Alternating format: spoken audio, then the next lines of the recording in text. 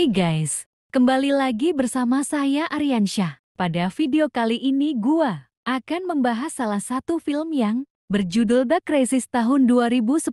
Tidak pernah lupa, gua serta keluarga mendoakan agar kalian bahagia serta sehat selalu ya.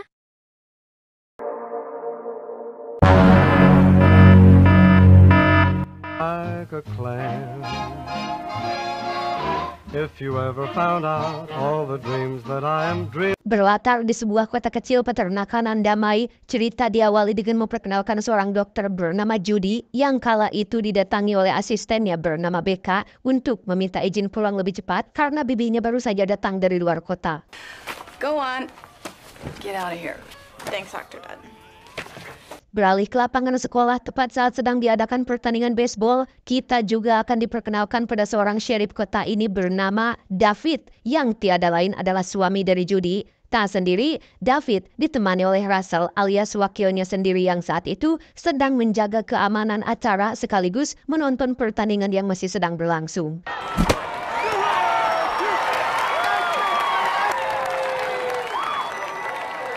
Tak lama, semua orang pun dikejutkan oleh kemunculan seorang mekanik bernama Rory. Ia berjalan sambil menenteng senjata api dan entahlah apa yang sedang ia lakukan. David memang mengenalnya sebagai seseorang yang kecanduan alkohol dan kemungkinan sedang mabuk. Namun saat David menyuruh untuk menurunkan senjatanya, Rory malah dengan sengaja menodongkannya sehingga David dengan spontan langsung menembak kepalanya.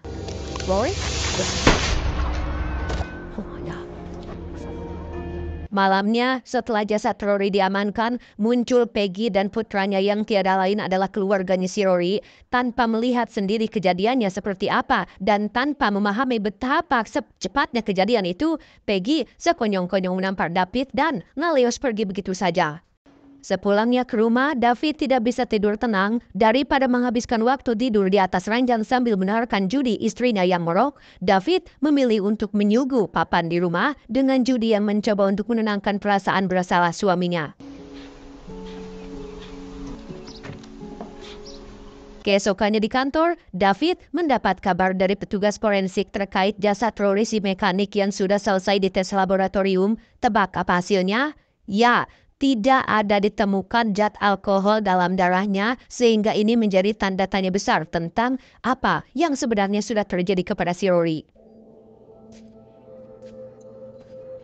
Dalam rasa bersalah yang semakin besar itulah, David kembali ke lapangan untuk mengamati TKP yang secara kebetulan di situ ada bapak guru yang juga kemarin sempat ikut menonton. Persis seperti Rory, pak guru ini juga hulang-hulang, tidak jelas alias bengong dan itu sangat mencurigakan. Ben!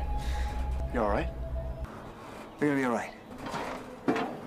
Beralih ke Judy yang sedang kedatangan Maria, sahabatnya untuk memeriksa sang suami yaitu Nicholas.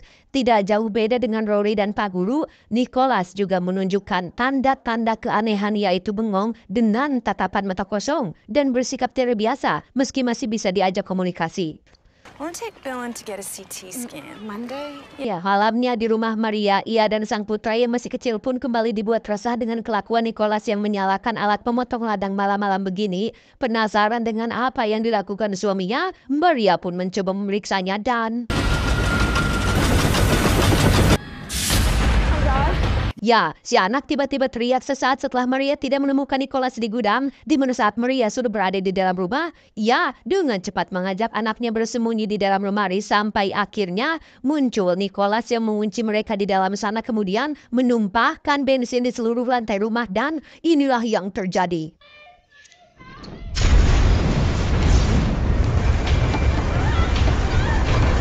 David langsung ditelepon untuk datang ke lokasi bersama dengan Judy yang juga ingin ikut. Yang alangkah terkejutnya Judy saat melihat rumah sahabatnya sudah dilahap api dengan Nicholas yang tidak sedikit pun menunjukkan tanda penyesalan. Keesokan paginya, Nicholas langsung diamankan di kantor sheriff sebelum diperiksa lebih lanjut, yang mana di tempat lain terlihat ada 3 orang pemburu sedang melakukan perburuan di rawa-rawa dan tak sengaja menemukan seonggok mayat yang merupakan seorang pilot pesawat.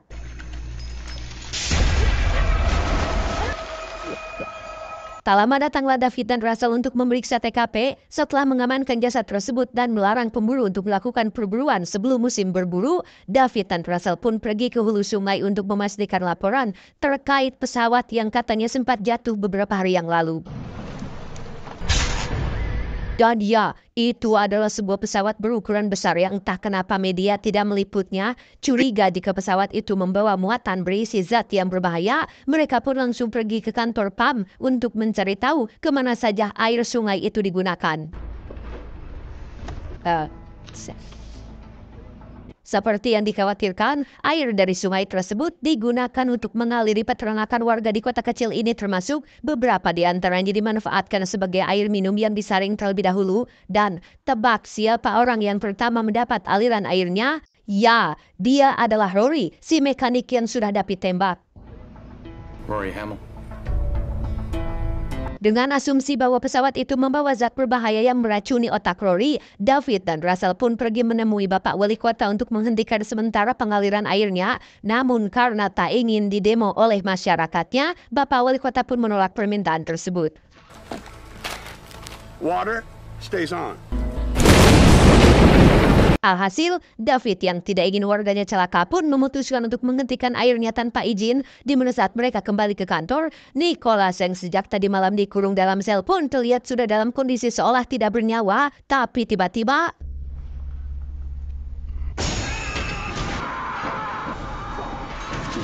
Ya, Nicholas jelas telah terpapar zat berbahaya yang berasal dari muatan pesawat tersebut.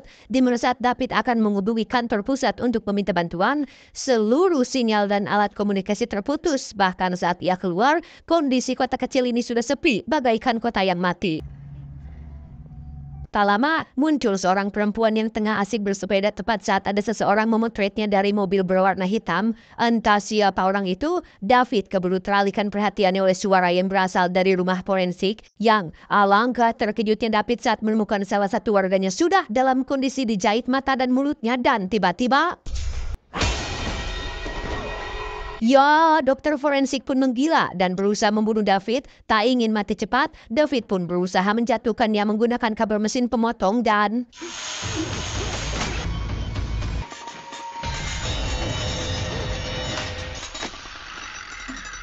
Sepulangnya ke rumah, David langsung memberitahu Judy tentang apa yang sudah terjadi hari ini. Merasa kota ini tidak aman, David menyuruh Judy untuk segera berkemas dan pergi ke rumah ibunya. Namun, belum selesai mereka berbicara, Judy tiba-tiba melihat seseorang yang berkeliaran di gudang sehingga David langsung menuju ke sana untuk memeriksanya.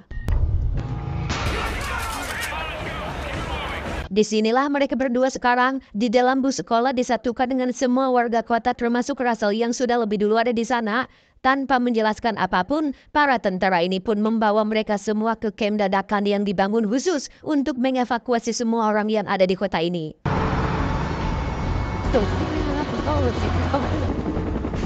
Dari apa yang dilihatnya di sana, Judy yang seorang dokter pun bisa langsung menebak jika semua ini ada hubungannya dengan sebuah virus yang mungkin berasal dari muatan pesawat yang jatuh, yang karena suhu tubuh Judy naik, ia pun dibawa oleh para petugas dengan David yang tidak bisa berbuat apa-apa.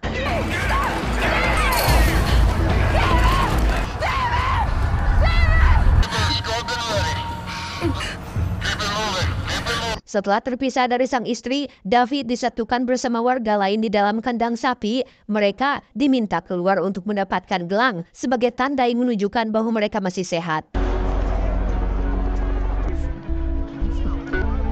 Sebuah mobil truk menerobos pagar pembatas yang membuat semua orang lari berhamburan, di mana David yang berada di sisi bagian barat pun tak ingin melewatkan kesempatan itu untuk bisa kabur dari tempat tersebut.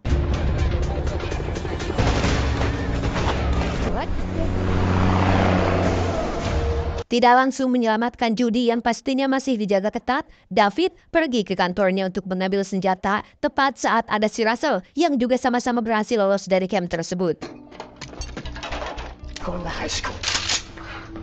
Beralih ke camp, pemerintah menarik mundur semua tentara akibat kekacauan yang sudah tidak bisa dikendalikan, di mana semua para ahli pun meninggalkan sebagian besar pasien begitu saja, termasuk Judy dan Becca asistennya yang masih terikat pada ranjang. Ancaman kini datang dari si bapak guru yang sempat David temui waktu di lapangan sekolah dan akan melakukan kekerasan pada setiap orang yang ditemuinya.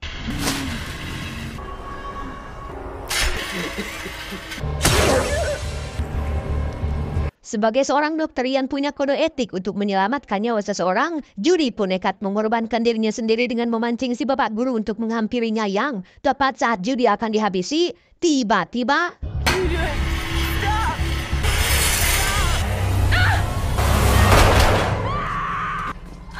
Ya, David datang tepat waktu dan berhasil menyelamatkan nyawa Judy dan Becca. Bersama dengan Russell, mereka pun segera pergi meninggalkan tempat itu untuk mencari tempat sembunyi yang lebih aman.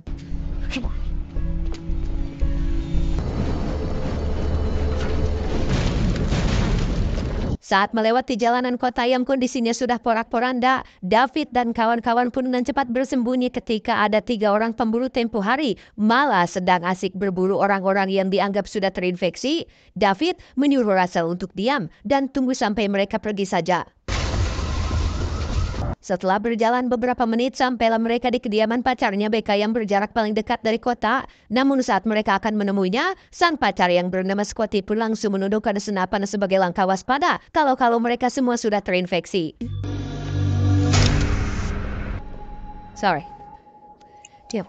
Setelah dijelaskan dan memang terbukti masih sehat, Scotty pun akhirnya mau mengerti. Ia mengaku hanya tinggal berdua saja bersama ibunya yang saat ini masih berada di dalam rumah. Yang tepat saat mereka akan ke sana, muncul beberapa tentara yang langsung menyeret si ibu keluar dari rumahnya.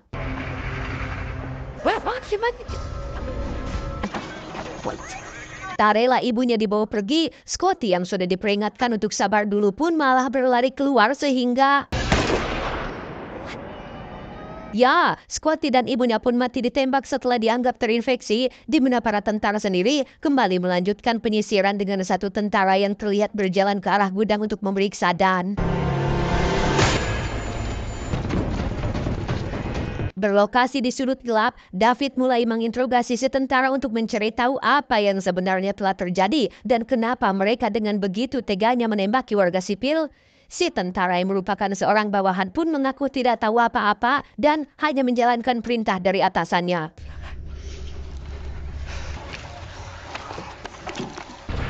Hey, whoa. Don't shoot. Perimeter. Let's go. Come on. Tak aman tetap berada di kota ini, mereka berencana untuk pergi keluar kota menggunakan kendaraan dinas pribadi David yang masih terparkir di garasi rumahnya. Judy yang masih berat meninggalkan rumah pun sendirian masuk ke dalam menuju kamar, lebih tepatnya ranjang bayi yang jauh-jauh hari ia persiapkan untuk menyambut bayi kecilnya. Yang setelah beberapa saat Judy tidak muncul, David pun bermaksud untuk menyusul, tetapi... Ya, David diserang oleh putranya Peggy yang sudah terinfeksi, di mana Judy sendiri terlihat sudah dalam kondisi terikat dengan Peggy yang bermaksud untuk menembaknya. Selayaknya suami sejati, David berusaha mencegah Peggy melakukannya dengan cara memprovokasinya dengan membahas tentang mendiang suaminya yaitu si Rory. Sehingga ketika Peggy teralihkan perhatiannya, David dengan cepat mencabut tangannya yang masih tertancap pisau dan berhasil menghabisi Peggy beserta dengan sang anak yang sudah terinfeksi. Sebelum pergi, Judy sempat mengutarakan kecurigaannya terhadap Russell yang mungkin sudah tertular. Melihat sikapnya yang frontal dan asal tembak membuat mereka menjadi khawatir, sehingga David akan lebih waspada untuk terus mengawasi gerak-gerik wakilnya itu.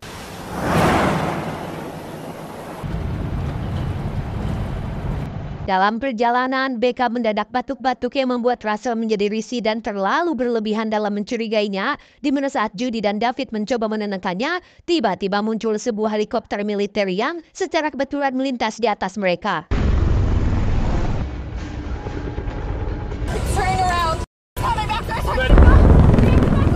David dengan cepat membelokkan mobilnya masuk ke tempat pencucian, namun alih-alih akan aman, mereka justru malah terjebak di sana setelah ada seseorang menyalakan mesin pembersih otomatisnya sehingga...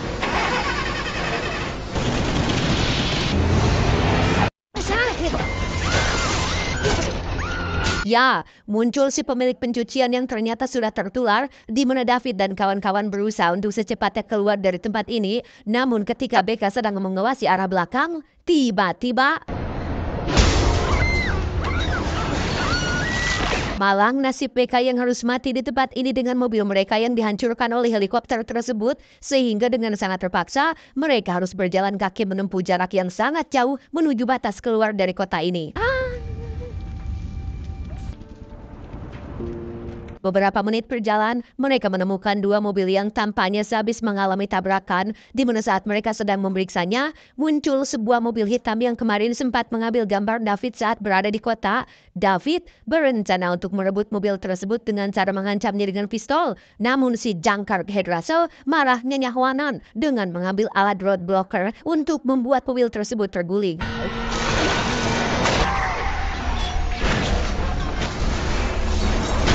Beruntung pengendara di dalamnya masih selamat dan itu adalah seorang agen pemerintahan yang bertugas di lapangan. Pada akhirnya, terungkaplah jika pesawat itu membawa muatan berisi virus, senjata biologis yang sangat-sangat mematikan. Barang siapa tertular virusnya, maka orang itu akan mengalami kecenderungan untuk melakukan kekerasan dan merubahnya menjadi orang-orang gila sesuai dengan judul film ini. You, how can I help us? Dan ya, si Kopro Russell lagi-lagi bertindak seenaknya sendiri dengan menembak si agen sebelum David dan Judy selesai mendapatkan informasinya. Sehingga untuk sebagai jaga-jaga, David mengambil alih dulu senapannya, tetapi I'm gonna need that back.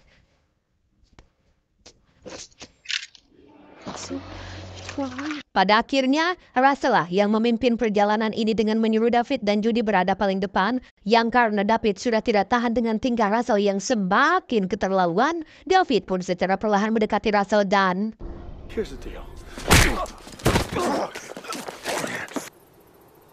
berbeda dengan orang sakit yang lain, Russell tampaknya cukup sadar diri ketika ia merasa jika dirinya mungkin sudah tertular.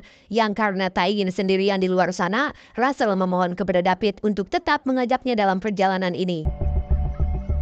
Tiba malam hari ketika mereka sampai di perbatasan kota, di sana sudah ada banyak militer yang sedang memblokir jalan. Sadar jika dirinya tidak punya kesempatan untuk selamat, Russell menawarkan diri untuk berkorban agar David dan Judy bisa selamat. You are a victim of me. Stop and get to the drum.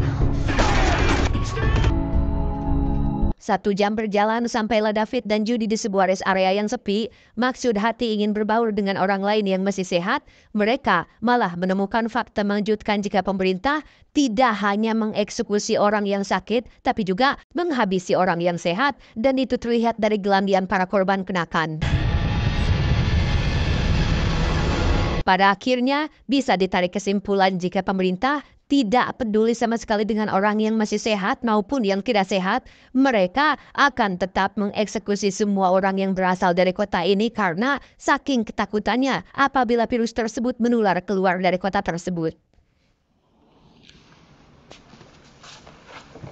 Dengan kata lain, tidak ada jalan keluar bagi mereka berdua. Andai kata mereka bisa keluar dari kota ini pun dan berbaur dengan orang lain pun, tetap saja mereka akan ketahuan dan dimatiin. Tak ingin menyerah dengan cepat, David pun pergi ke ruangan lain untuk mencari kunci mobil dan tak sengaja menemukan telepon satelit yang terhubung langsung dengan pihak militer. Dari percakapan itu terdengar jika para militer akan melakukan prosedur perhitungan mundur.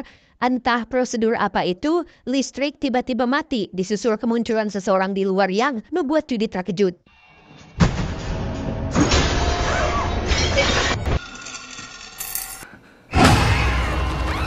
Ya, itu adalah David yang langsung mengajak Judy naik ke sebuah truk. Namun saat dinyalakan, tidak ada satupun kunci yang cocok. Lantas, David pun keluar dan berhasil menemukan kuncinya terikat di pinggang si supir yang sudah mati dan tiba-tiba David ditarik oleh zombie lain yang berada di kolong mobil. Berbeda dengan zombie-zombie konvensional pada umumnya, zombie di universe ini kondisinya belum separah zombie kebanyakan karena masih dalam tahap awal penularan. Namun ngerinya, mereka justru bisa menggunakan senjata, berkelahi, menggunakan alat, dan sedikit menggunakan taktik layaknya orang normal yang hal itu cukup membuat David kewalahan.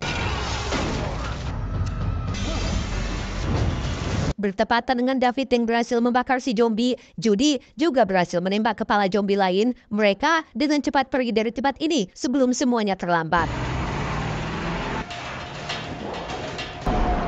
Dari telepon satelit yang David bawa terdengar jika militer sudah memulai hitungan mundurnya dari 60 sampai ke 0.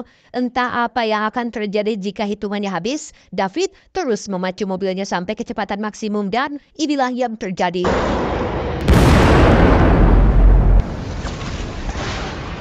Ya, militer dan pemerintah pun meledakkan kota kecil itu menggunakan bom nuklir dengan maksud untuk menghanguskan, memusnahkan penularan virus buatan mereka sendiri. Sebagai 2 orang tersisa yang masih selamat, David dan Judy pun terus berjalan sampai akhirnya tiba di kota kecil yang lain. Dan jangan kira ini sudah selesai, pemerintah punya divisi khusus yang terus mengawasi mereka berdua dari satelit di atas, sehingga dengan asumsi bahwa David dan Judy berpotensi akan menularkan virusnya, maka kota kecil baru ini pun akan dihancurkan juga dan sia-sia sajalah perjuangan mereka berdua sedari tadi. Tamat ending yang cukup mengkoplokkan.